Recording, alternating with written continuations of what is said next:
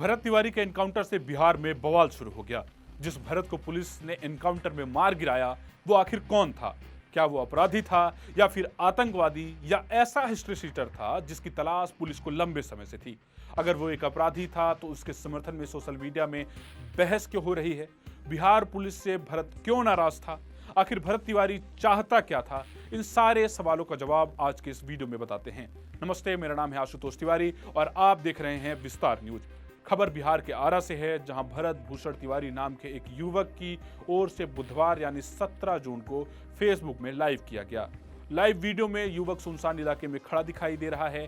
उसके सामने बिहार पुलिस और एसटीएफ की टीम खड़ी थी। भरत पुलिस और एसटीएफ के जवानों की टीम से घिरा हुआ था। पुलिस के जवान बुलेट प्रूफ जैकेट पहने हुए हाथों में हथियार लिए दिखाई दे रहे थे।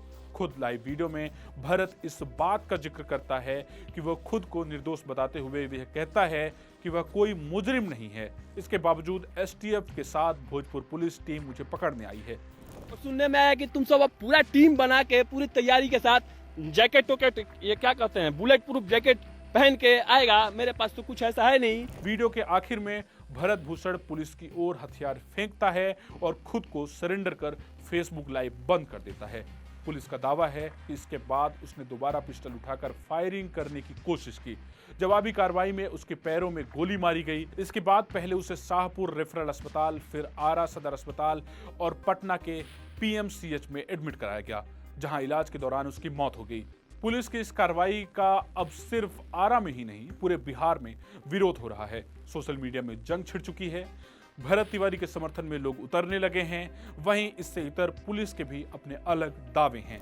भरत तिवारी ने अपने फेसबुक पेज से कुल 5 बार लाइव किया था, जिसमें भरत की ओर से कहा गया कि देश में बदलाव आकर रहेगा, नेता झूठा वादा नहीं करेंगे, नहीं तो हथियार उठाना पड़ेगा, यहाँ युद्ध होगा और या तो मैं रहूंगा या तुम सब, मेरा बलिदान जाया नहीं जाएगा। भरत ने इसके अलावा और क्या कुछ कहा, आप भी सुन लीजिए। कैसा लग रहा है एक देश के एक सच्चे देशभक्त से मुकाबला करते हुए?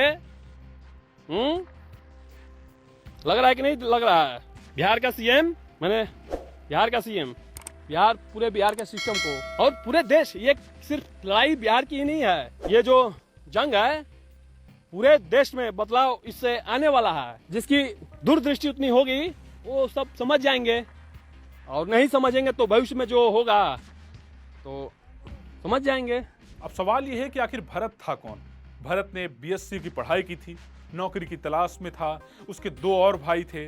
परिजनों की माने तो भरत एक समाज सेवी था। अपराधी न रहा है, समाज के सेवा करता रहा है। उसने बाढ़ पीड़ितों की मदद की। लोगों का काम हो इसलिए वो अधिकारियों को अक्सर धमकी दिया करता था, सोशल मीडिया में पोस्ट किया करता था। भरत सिस्टम और सिस्टम की खामियों के खिलाफ उग्र होकर अपनी बात कहता था। उसके मेंटल स्टेटस का अंदाजा आप उसके किए गए पोस्ट से भी लगा सकते हैं। एनकाउंटर से पहले वो लगातार पोस्ट करता रहा। भरत ने अपने ही गांव की कुछ समस्याएं सोशल मीडिया में उठाई। 7 जून को किए गए पोस्ट में भरत ने लिखा, समाज और देश के लोगों को मैं बताना चाहता हूं कि बिहार का सीएम और उसके भोजपुर प्रशासन ने अभी तक यहां बस रहे जवनिया गांव के लोगों के लिए दिए हुए सरकारी जमीन के गड्ढे वाले स्थान पर मिट्टी नहीं भरा गया और ना ही अभी तक इसकी कोई जानकारी दी गई। तो 2-4 दिन मैं और देख लेता हूं। जो बोली से नहीं मानेगा तो उसको गोली खाकर जरूर मान जाना चाहिए।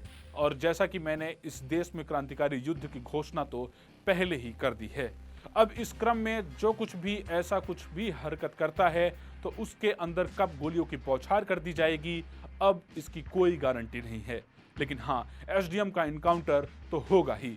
लेकिन उससे पहले जो भी सामने ऐसा कुछ भी हरकत करते हुए पाया गया तो उसका ही सबसे पहले एनकाउंटर किया जाएगा और इस देश में अब नई क्रांतिकारी युद्ध को जन्म दिया जाएगा।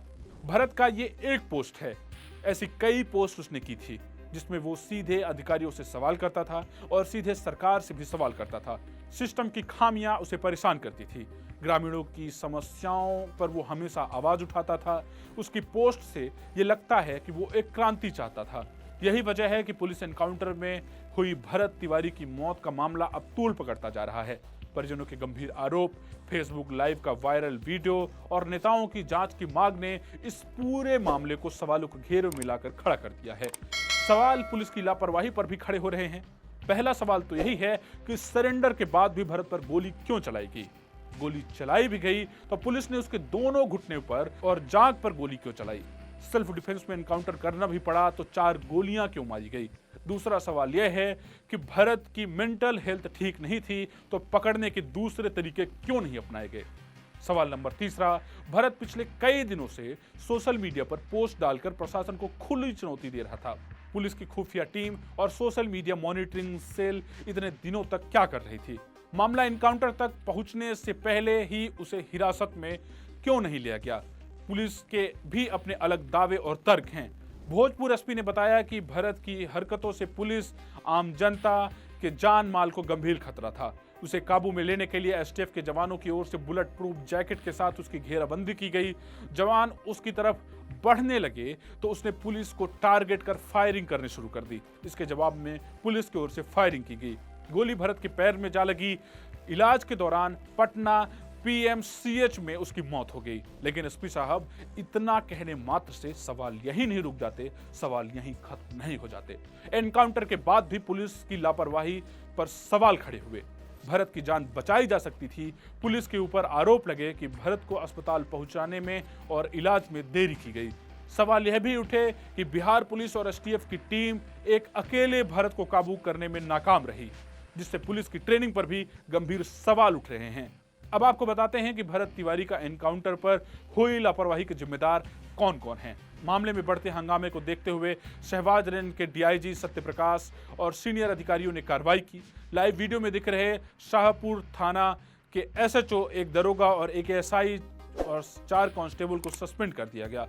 पुलिस विभाग ने इसकी जिम्मेदारी मानते हुए कार्रवाई की। उसमें पहला नाम शाहपुर थाना के एसएचओ राजेश मालाकर का है।